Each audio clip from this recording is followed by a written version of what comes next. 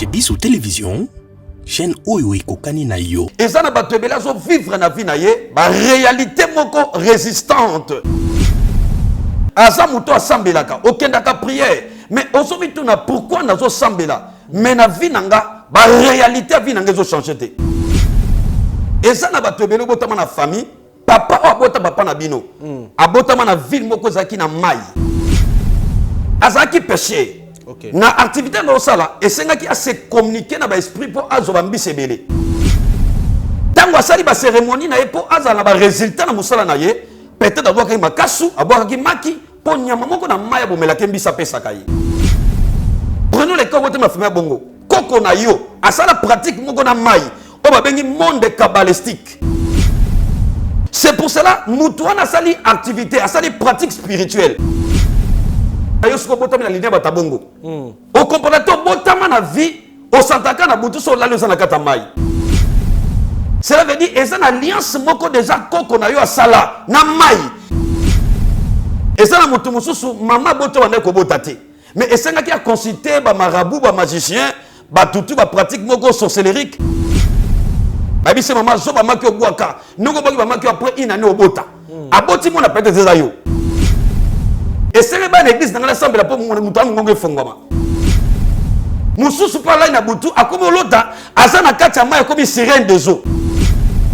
Mais à travers ka mai moko pasteur assemblée dans ngobwa l'église et zo ki na nzoto et côté civil directement na relié na monde kabbalistique. Oh l'église na so dans mai faut que là-bas Congo na suko so mai wana nde bikisaka o uta Europe ou États-Unis o yati na Congo kenda tina kamba ozo mai wana o kena na ngona mboko sala o tsango liboso porte nenga bisa batu mutabate les ensemble moi si wana abonga maka akobala te si ba balise na monde spirituel ba balise na monde ba mai na mona ndeko moko abali moi si na buto la ba biseke moi so bali wana za DC7 na biso. On a ce qu'on réclamation ça ni mais toi les bana na yo et comme étouffé parce que source ya bénédiction na yo o kolisa bango ezaki nza mutapesa kiote toza na fait na vie da jardin les dents to sunga bana oyo okota likambo oko ba bana nzambe zambe pe akota makambo na bino basunga biso na basaki na bakaye na babi toenda kotelenga na balabala soki mame milasalaka oyo te na ero biso toa na balabala nzambe abatela mpe mame mili place aza apese mbongo nana posa totanga ndenge bana bato nyonso baza kotanga polobile mpe tokóma bato kola pambola bino mi papa shika pesa likolo benga ye mpenza ya kosite te so moni ana te kende mbala moko bibele lobi soko lingo sala likambo malamu ozoyoka oya mabe sala ya malamu parce que ce qu'on vient d'ajouter vient du diable et le père des mensonges. Donc si vous avez directement la conviction d'aider Yaya Sala, moi je crois le Dieu que j'adore et je prie Jésus Nazareth. Téléphone à papa Oyo, Nansela Nayo, et vous sonnez, paix à Obé Mangato, Pambolanza. Donc ce qui va dans Zamba Pessibiso Lobaki était Toboko la bango le lengue Toboko la Yabusan Ndako. Alors ceux qui ont préparé rentrée scolaire Yamona na kozonga na basket asika na uniforme asika. Pourquoi pas penser aussi na bana oyo Nzamba Pessibiso Nzamba Pambola bina balobi oyo yoza ko semer oko moissonner yango un jour. Tozomi na avenue Kinzola numéro 49, quartier Régie des Eaux, commune de Kitsenso, référence 3e Dodan. Pour tout contact, benga biso na ba numéro Oyo. Orphelinat Vida, lobby ya ba orphelin. Mbote baneko balandi ya chez Bissou Télévision, bienvenue sur votre chaîne, la chaîne qui vous ressemble. Merci mingi na sponsor na Bissou officiel, Jésus-Christ de Nazareth, c'est un des sponsors. Andima Bissou, Andima ko sponsorisé émission ainsi que chaîne chez Bissou Télévision. Un grand merci Nandeko Denis Monsolo, azali bongo na sima ya caméra. Na bosanité Thomas Fabien Pouyi, na Kanisipe Elias, bango de bako assumé montage, prise de vue, réalisation, il y a émission Police de Star. Merci pe na ba oyo ba continuer toujours kolanda biso.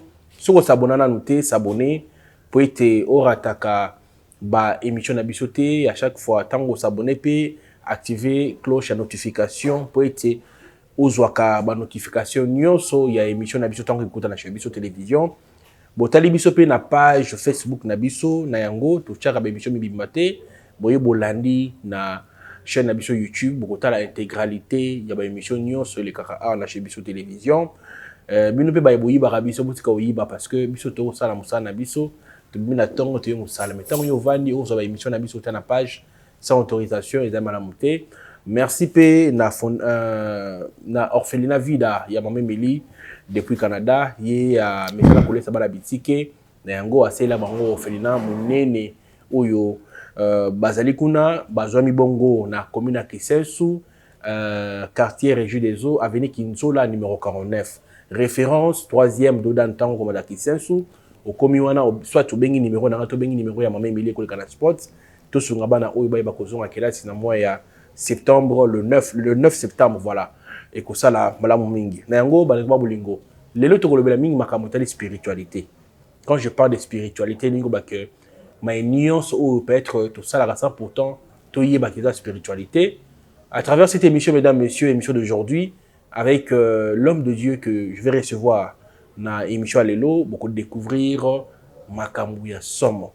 Je m'avais dire bonjour, l'homme de Dieu. Bonjour, le Seigneur te bénisse, mon frère. Merci beaucoup, l'homme de Dieu. C'est pour la première fois, na chez Biso Télévision, bien sûr. Moi, je m'appelle nom de prophète Ereka. Je suis un roi de Dieu. Batu balandaka biso, ebele na ba chaîne ebele, et puis na leka déjà une fois awa na niveau chaîne Nabino. Je fais beaucoup des émissions. Vraiment, toujours continuer toujours comme me là-bas dans Nzambe de bonnes nouvelles que Dieu a mis dans notre bouche. On est édification, il y a reste du monde aussi qui est de notre pays que nous sommes. Voilà. Quand même, si on a le sambo cassé, Tendre Père, je prie pour toute personne à Zolanabiso, na Katia Congo, Libanda, en Europe, en Amérique, en Océanie, que l'impact de la puissance du Saint-Esprit écoute ananda kunayo, nyonso bane ko marché te na moi oyo ya juillet et ça l'a impacté afin que moi ya août et memelo lipamboli. Tikate lola efongwama misu na yo be kai ekweya matoi na yo be Babylone se kanga matoi na ekweya afin que malobo yo nzamba pesi ebe malipambo na kata vina yo pe délivrance na kombo na Yesu Masia to bondeli bongo amen. Amen. L'homme de Dieu tuyambio lelo na émission na biso Police de Star tout bêtement sur l'état de spiritualité.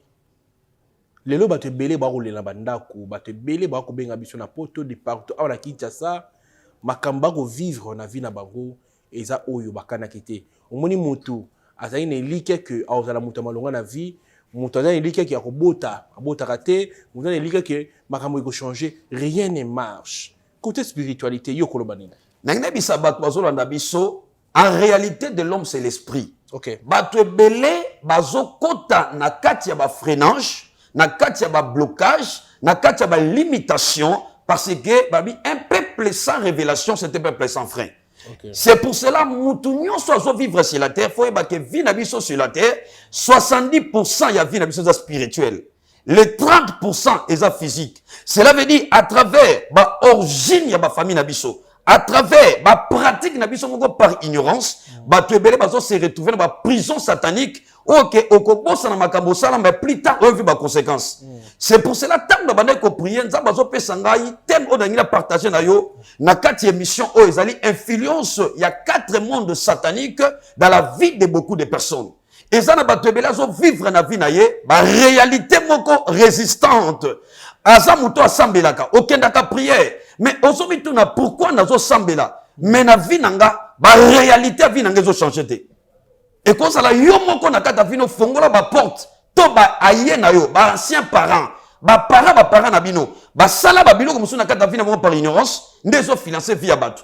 C'est pour cela dans moment tozo le kana mokili et ça moment ya connaissance et ça moment oh il faut ba na bo yebi pour ba bima na kati ya ba aspect to ba influence oh ils ont péché ba na kata délivrance te. Yango moni message na memi et ça message doit résider par 3 dimensions. Et ça likamba restauration délivrance, il y a peuple ensemble, ainsi que l'édification, toute la consolation, tout l'espoir.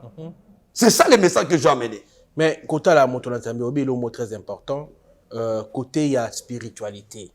Bilembango zanini, tope bankamunini mutormo na vie na ye, tope nini bato barrière parents basala ou ça que baby sa génération alelo. Et ça na bato belo botama na famille, papa abota papa na bino. Abota na ville moko zaki na mai. Par exemple, na bato bandundu, mai ndombe, bato na Congo central, océan. Mais azaki péché. Ok. Na activité dans ça et c'est qui a se communiquer na ba esprit pour azoba mbisebele. Ok. Tango asali ba cérémonie na pour azala ba résultat na musala na ye peut-être avoir ki makasu avoir ki maki pour nyama moko na maya bomela kembisa pesa kai. Prenons les cas wote mafima bongo. Koko na yo asala pratique moko na mai o ba bengi monde kabbalistique. Monde kabbalistique c'est un monde représenté par les océans, les fleuves, les cours d'eau, les rivières. C'est pour cela Moutouana sali activité, a sali pratique spirituelle. Abani ko saba résultat. Na vie na ye azumbi sebele azaki patron na ville mais aboti ba na yo soko botama na ligne batabongo. Au comparateur botama na vie au santaka na butu so lalo sana kata mai. Wana pese exemple ya papa aboti papa na yo maman aboti maman na yo asala pratique moko spirituelle. Mais akufa kena mais yo moi no botami après mais aujourd'hui pour finance moko boy olala na butu ozo sentir que ozo na kata mai ozo la réunion ozo traverser ba boulevard ozo traverser ba mai cela veut dire eza na alliance moko déjà koko na yo asala na mai ne yo botami okomi osambela mais ozo sentir que ba finance na kata vina yo eza na mutu mususu mama boto wana ko botate mais esenga ki a consulter ba marabout ba magicien ba tutu ba pratique moko sorcellerique ba mema na mai ba sasi ba pratique na mai ba bise mama zo ba maki obwaka noko boki ba maki après une année obota aboti mona peut-être eza yo. Mais au comprenant ce qui me bat la taille au cas de fois à la séduit. Au comprenant la vie na yo on l'attaque d'une manière séduisante. Donc au comment qu'on sentit au comment la manipulation moko spirituelle na kati na yo. Au mitu na nzamba sala ngandeni comment mi bali ba résultat liboso na ngate. Donc esprit ya séduction et kota kata vino par rapport ya dit ya origine ya naissance na yo. Yango moni na monde toto vivre ça na basi ebele. L'esprit ya ba sirène kota na kati ba vina bango à travers ba communication peut-être ya origine ya naissance na ye. Et ça, na mutu musupe na kati vina ye. Na monde kabbalistique, na zubaza monde za représente mamai. Peut-être na glisse oyo sambelaka. Pasteur na bino chaque jour ay sabini kwa kana mamai.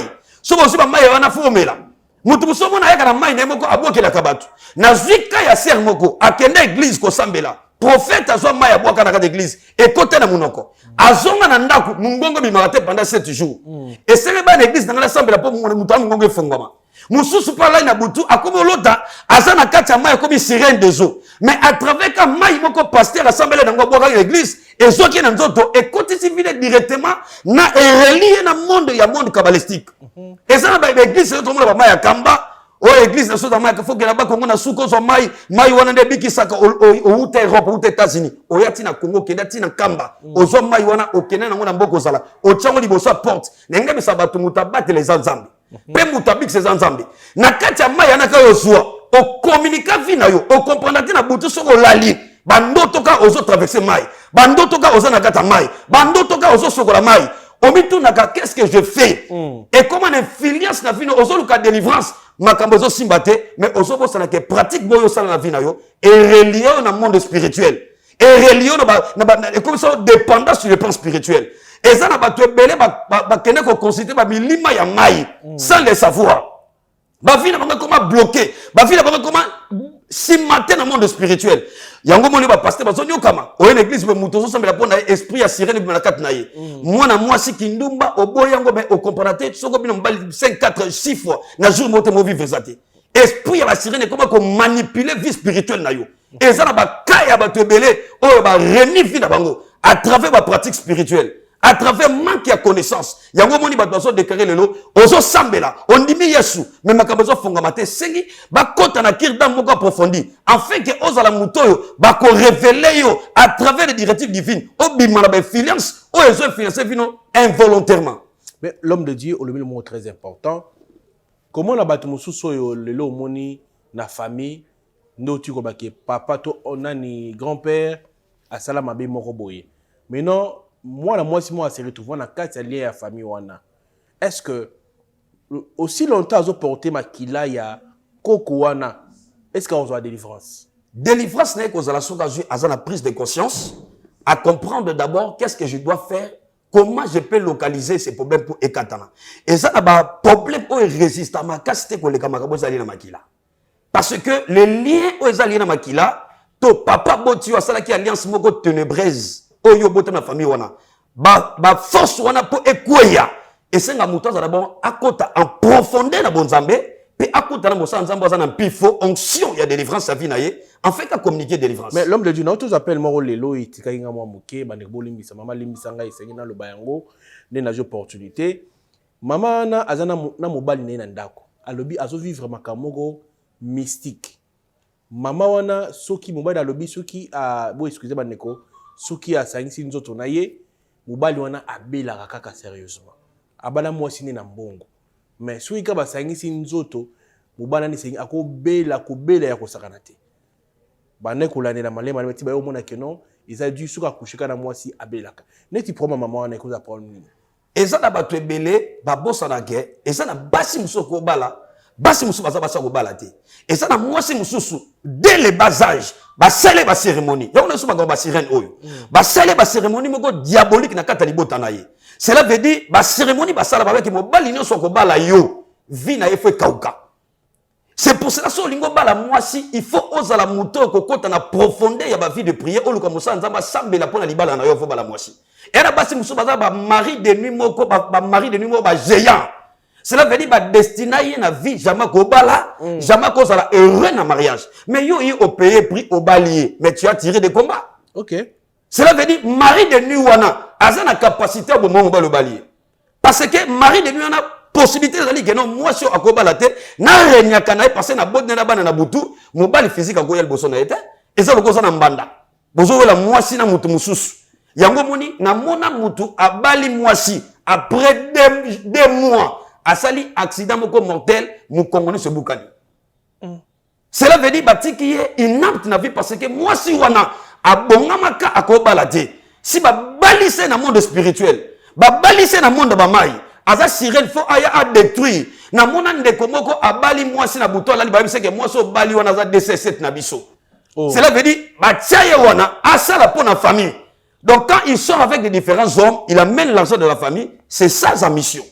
Mais mobali na ki abali après 2 mois alors tindo tabongo a résister a botina mona na mwasi mona liboso abikizengi a résister ayeko sala AVC loboko na lokolo atikala paralysé. Cela veut dire, na kati ya domaine spirituel, et ça n'a pas case belé za caché. C'est pour cela que nous devons la révéler. Oza nozo lingo bala. Ne konanga, luka tanto semble la pona yo. Oza na moi so senti que moi si na yo comme la fragilité. Moi si na comme insensible, mais pas le chose maladie ba faiblesse sexuelle. Et ça on mobilité. Moi si ka yo bali wana, luka entité spirituelle les a assise na kata vina ye. Effectivement bali. Mobali ko za moi si on senti comme une érection za souté. Parce que entité ba mari de nuit. Bantité ba sirène ba na kat na ye ba permettre d'être dans un contact physique parce que joie ya mariage ko za na kat vie na ye.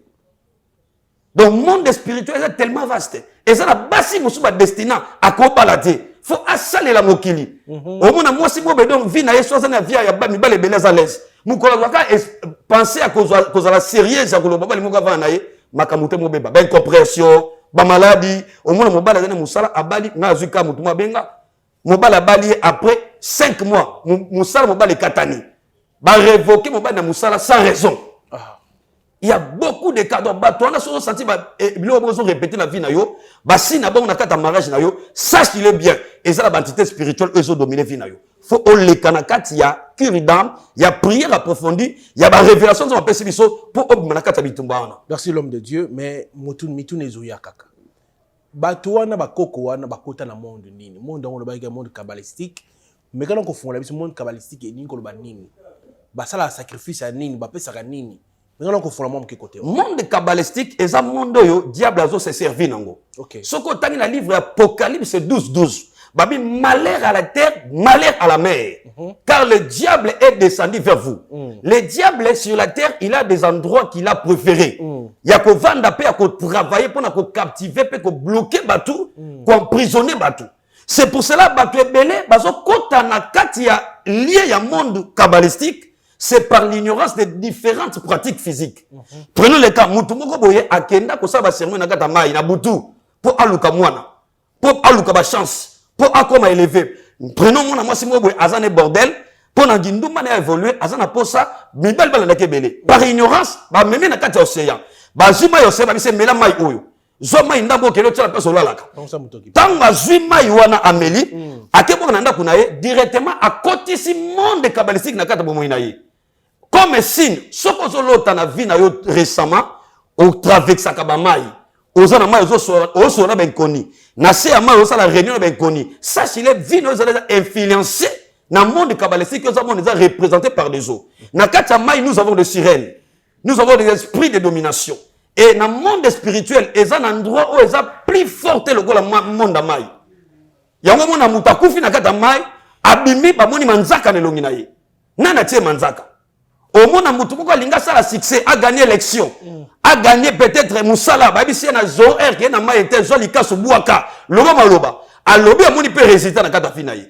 mais azo bosana que tu t'es réuni avec des esprits qui est dans l'eau plus tard na vie no soko se convertir au commun ba conséquences spirituelles bien bana ba ko comme na lié directement na monde spirituel pour ba pratique ba parents ba sali parce que lobi que les parents ils ont mangé les réservoirs les dents de leurs enfants sont agacées. Cela vient dans le monde spirituel et à ce qu'on appelle l'interdépendance du péché. Nana ko sumuka, mais li sumu nanga ereni banananga, descendance nanga. Et ça na ba tebele na kata vina bango, temo bazana ba bota na milieu oza mai ezali, ba para ba se communiquer na mai, ba msu azana bateau et ça na ka transport ya mai maritime.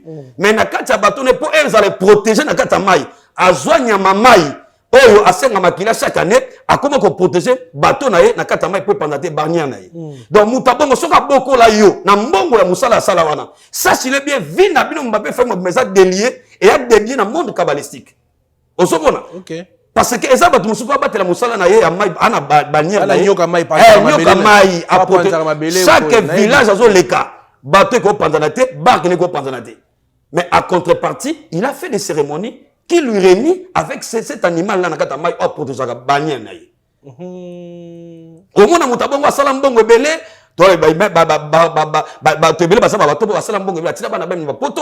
Mais aucun poto au monde n'a pas simbakate. Au lot à cause de la maille. Donc, ce que je me suis après quelque chose fait koufa. Parce que sous sa libote na bino, et ça ne m'a pas mis salabino. C'est ça le problème. Voilà, merci beaucoup l'homme de Dieu. Mais si on va se retrouver dans le même problème. Topétant ba on émission ba se retrouver na problème wana ni nyoko ba na bango et là on a eu sa bango eza likamba révélation makambo nazoloba eza vie ya batobele kangami za ba pesingai ba méthode apesingai ba service oyo ko bimbisa batu na kati ba prisonnement ya monde kabbalistique parce que c'est un monde très dangereux oyo batu bazo kende ko luka ko skondima Yesu bazo samela ba église mais makambo ngo eza bloqué parce que baza révélé. Alors à travers des prières que nous allons faire batebele ba fina bango bima na moni batebele oyo ba bengi na message on ma pesinga parce que na partager ba chaîne ebele na moni comment ça ba so débloquer ba fia batu mutu mususu na vie na ye azo sentir que sexe ne kufa azo sentir na kata vie na ye malédiction c'est malédiction mutu mususu na kata vie azo kambongo sala ngolo côté parce que cérémonie ba para ba sala influence vie na yo okenda poto na mbongo na bango mais vie na yo est comme vie ba problème ba maladie moko bizarre et ça dit na ba pratique et salama inconsciemment ou consciemment dans nos familles.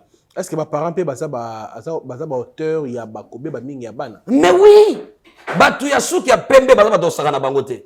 Les parents connaissent beaucoup de réalités. C'est pour cela que ça va te belé. Ce comme on dit papa boti bana ne maman baza vivant, bana bazo réciter, les enfants doivent poser la question à leurs parents. Que parents ça ni? Au salani ni pour vivre à la boy. Parce que parents ta boti yo, yende mta polisi yo, makambo ya sala po kolisa yo yebite. Prenons l'exemple, papa moi ça na bonga kisi à travers bonga fétiche n'attend si banana yi. Yeba ke mongo wana attend si banana lesi bango, monde tenait pour dire la paix ça pas mater. A ko pesa yo, mais nous pas ko réclamer. Au moins ce qu'on réclamation ça ni, mais toi les banana yo et comme étouffé parce que source ya bénédiction na yo, o kolisa bango, ezaki nza mta pesa ki yote. Et ça n'a pas de belé ba conséquence na vie na bango ba source abitumwe belé et ça par rapport il y a descendance par rapport il y a descendance na biso. Waouh, c'est grave, niche mon solo. Voilà, l'homme de Dieu, Balandio très bien, Balandio la boké bignon son. Mais est-ce qu'il y a des mondes encore à part le monde kabbalistique? Nengene bisa batu. Deuxième monde on zambata isakinga oyo a pesingai beaucoup de révélations et ça monde Cromanium. Na monde Cromanium et ça monde oyo et ça assis na ba cimetière. Parce que cimetière c'est un endroit qui est sacré. Mais le monde des ténèbres en profite beaucoup par des âmes au bakoufa. Pour servir bateau dans le monde physique, surtout bateau demeurer dans le occultisme. Il y a un soko tangi na livre, il y a Ézéchias. Bible zolo ba na livre, il y a Ézéchias. Na chapitre 9. Balobi mouton a koufi a perdre déjà mémoire na ye. Donc il n'y a pas une relation entre le mort et le vivant. mais tozomona lelo eza na bato ebele soki mutu akufi na famille ozwaka le devant faut obanda na début jusqu'à la fin okunda mutu wana kokunda mutu mabete mais eloko ya plus important faut comprendre que tant ozokunda mutu sur le plan spirituel monde spirituel peut ko bloquer yo na moni ndeko moko ndeko na ya kufi na kisasa tini mbongo ya obstacle bandeti suka après avoir enterré ndeko na musala na kufi na moni ndeko mususu akundi mama na ye après ko kundi mama na ye ba faire nyonso oya salaka ba magasin ba restaurant et panzana et kufa akoma l'agonie abenga zolela et ça na bato ebele ba kena ba cimetière par ignorance jour peut-être le 1er août fête des parents aucun na cimetière kende longola ba braise ma ba longola ba matite esili mutu muso bandi koloba mama bando tika ngai nazonyo kama okendaka boepo ani mama nazana poso salela ngai mususu mukonde kwa kufi bakie na cimetière akomolo baloba nengo kufi ona landa mutabo makio nengo za topesio mbeli directement ozo kota na communication na monde ba décès na collection conséquences pour comprendre ce que kota bokota te eza na bato ebele ba kota na monde ya Cromanium à travers l'avortement oza ndako libala oboti mona liboso akokisi inane après quelques semaines moi ça suis mususu maman zeme otomoni photo longolango okenda longola zeme directement mona na kufa azocho en communication na monde ba décès et ça na bato mususu basala ba pacte de sang moi si na lingio mingi azokisi pota amelisi moi si na ye directement au côté na monde Cromanium ça le savoir et ça na bato ebele bazo tambo na mokili olota na butu osa couple na mutakufa mobali na kufa kala mais olota kaye na kata fina olota ndo osana na kata ba cimetière ozo kunda batu yebaka vina yo déjà ezali réuni na monde spirituel oyo okomona bato bele basala malade bele bazo vivre na santé na bango ba maladie ko ba secret ba hypertension ba maladie ko ba cancer parce que na vina yo ba pratique yo sala ozaka soki dai ekufi fo somba dai wana obando melisa bat masanga osobe tuma puta dai osobe baté tango osala ba action wana quelque part ozo réuni vina na monde Cromanium et ça ba tebele ba vina bango ekufa et ça ba tebele bazo se retrouver alala na butu talo taka ba kufa bazo landa ye olota ba na teni bazo landa yo yebaka bien mais tala vina yo bien peut-être on a qui païen pour na luka succès olala na cimetière olala na kata cercueil obima après makamune simba mais le comme chrétien mais est-ce que makambu oyo sala oyebi conséquence nango toka masolo ba tebele ba tusu bazo bela lelo na kata vina ya zaki musicien pour sa succès ala ba kufa akiana mort ba bembe akoucher bembe mais après on s'est converti est-ce que ba acte oyo posaki est-ce que tu sais que tu avais remis ta vie avec le monde de décès et ça na ba to belé vie na bango zo progresser te et ça na ba to belé ba zo vivre ba échec na projet na bango parce que ka okunda mutu mais otuna volonté nzambe te emsu mutu wana azaki sacrifice à monde des ténèbres mais yo zwa ebemba na otage bando sala bola mona kata famille vie na yosi ma souté makamne marche souté même na kata mariage na bakota ba doublé parce que la mort a des volets et une mort spirituelle et une mort matérielle et ça mutu mususu akufa matériellement donc vie na yo même $1000 comme problème so sali projet to bandi ngeni le sou akama be so ko sali business otina ba mituka na Afrique au mona ka suka na mutu mona so mutuka na ofele afuta nyongote akima na mbongo na yo donc okoma ko se poser ba question belé mais tout na question. Qu'est-ce que tu as fait dans ta vie pour ma camoufler comme un koufa? Et ça, ma réaction, vivre. Et ça, à travers ma fréquentation, ma cimetière, dans le monde de comment on a poto, maman a koufa, à l'ambi foufou, à jus gâteau, à ketika la tombe. Maman a continué au lia. Bible, il n'y a pas les rapports entre le mort et le vivant. Aux autres, ta vie, l'influence du monde Cromanium à travers la pratique, aux autres, ça, l'inconscience. Batebele ba fille bankama bongo ozonga pe ma fille makamune zo simbate est-ce que mutakufa à cause de la possibilité de tombola go benir yo parce que lui que mémoire les a déjà oublié il n'a plus le salaire même l'endroit qu'il habitait bato ko bossa na ye mais yo ti lelo okoba sota li photo pour mabilo ya mwasi mobali na kufa ah mobali na ngai mobali na ngai nzamba seki saota na butola la bomoni mobali na komoyela yo zo buleza eza yete eza ba démon ba zo ko en communication avec toi. Bato ebele bazo kanga ba vie na bango ba pasteur bazo nyokama ya ba délivrance de l'église mais yo moko sa mutali boso ozo fongola ba porte ya monde de Cromanium ba gouverner yo ba diriger yo yango na y a pas de succès dans ta vie c'est pour cela sozo kama kamboy ozo se retrouver na vie na yo oloto ozo na cimetière osona mutakufa komona ngo teza normal kokasa te mutana eko peso message à solo et ça ba demander baso ko kanga vina yo. C'est ça en fait. Merci beaucoup l'homme de Dieu. Nabandi batbayo qui matayo très bien. Alors dis mon solo. Nazaliawa. Voilà. Batbayo qui matayo très bien. Ngai nako tikayo parce que c'est ngape na vu par nanga. Dieu peut par nanga ko sika ozwami. Makamu l'homme de Dieu à lobby, c'est très profond pour nabisoba na Nzambe. Makamu so ko marché c'est Dieu makambo yo. Jean mon discernement. Si vous avez un pasteur, numéro zali on est à Moussa Nzambe. Et puis l'homme de Dieu, on a tikio pour la prière à Mouké. Et puis moi, orientation Mouké, nalité, pour être battu par Otalabiso, Tabanda Kuba se retrouver. Merci beaucoup pour l'invitation. Abiso Ndimai Koya. Bato bazolandanga ndenge bisa bango ke délivrance a vie na yo zamba boko na yo. Zamba ebisinga bato ebele bakangami. Monde spirituel les ont financé bato. Et ça n'a pas de belé aux ozolandanga. Moussala na yeza kaka ozana TikTok, oza mwasi, ozo exhiber nzoto na bo mwasi. Yeba que monde panéménium peut exister ka. Et ça n'a pas de belé ba côté ba prison spirituelle à travers exposition, ba sex tape. Oza wana, okoma RD so ko bimisa mustakala na en public. Ozo bossa na ke ozo kota fino na kata ba prison.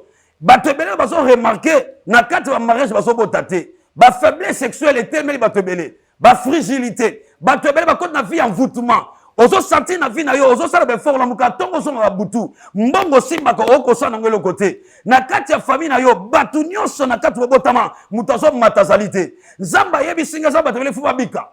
Et ça n'a pas de belé pour faire bango fongoma. Ozo landanga maladie moko zo déranger. O souffrir cancer. Ozo souffrir ba maladie lokola ba malaria. Ozo ba maladie lokola ba tension, ba maladie lokola ba hypertension. Ba maladie compliquée, ba sick réseau déranger yo. Na ngina biso ke nzambe ya sacerdoce ratakata so bikisa ba tebele. Na lingi vie na yo e konta na délivrance parce que je veux que tu sois prospère comme l'état de ton âme. Nzamba yebi singa za ba tebele fongoma. Na nzela lité ozo landanga. Nzamba yebi singa fa bikisa vie na yo. Parce que nous sommes la lumière, et quand on a kata vina yo, nzamba linga longola ba chaîne, ba emprisonnement, ozano la kate, butu nyonso za la ka ba somni. Ato la yo kangando tote, bandoto ma be ba solanda yo, bandoto ma menace, oza menacé d'esprit de mort, auto les coopérations ya grave. Mais pendant les opérations on ko su ko vanda bien te. Na kata vina ba ka yo botate, ngina biso ke nzamba ko bikisa yo. Ainsi parle l'Éternel. Ngina sambela pona ba to azolanda. Seigneur Dieu d'Israël, je prie pour ces gens qui me suivent. Zambe grâce na yo accompagner bango. Mutu nyonso na problème. De même zamba koko dans la pensée na yo. De même akobenga mosani na yo. Tika te lole fongamela bango. Au nom puissant de Jésus Nazareth, je te supplie le Seigneur. Amen. Ah, tu as un fait na vie d'ajardin les dents. To sunga bana oyo. Okota likambu okoba abana nzambe. Zambe pe akota makambo na bino. Basunga biso na basaki na bakaye na babiki. Tuenda kotelenga na balabala soki mame milasa la ka ote na ero biso na balabala. Nzambe abate ya pima mame mili place za apese mbongo. Na posa totanga ndenge bana batu nyonso baza kotanga polo bile bipeto koma batu. Kola pambola bino mi papa shika pesa livro benga ye peza ya kosite te so moni ma ana te. Kene bana mo bible lobi soko lingo sali kamwa malamu ozoka wa mabe sala ya malamu parce que ce qu'on vient d'ajouter vient du diable et le père des mensonges. Donc si vous avez directement la conviction d'aider Yaya Sala, moi je crois le Dieu que j'adore et je prie Jésus Nazareth. Téléphone à papa oyo nanzela na yo eko sonner pe arobe mangato pambola nzambe. Donc soki bana nzamba apesi biso alobaki ete tobokola bango lolenge tobokola ya biso ndako. Alors soki ozo préparer rentrée scolaire ya mwana na wako zonga na basket asika na uniforme asika, pourquoi pas penser aussi na bana oyo nzamba apesi biso nzamba pambola bina balobi oyo yoza ko semer okomoissonner yango un jour. Tozwami na avenue Kinzola numéro 49, quartier Régie des Eaux, commune de Kitsenso, référence 3e Dodan. Pour tout contact, benga biso na ba numéro Oyo. Orphelinat Vida, lobby à ba orphelin.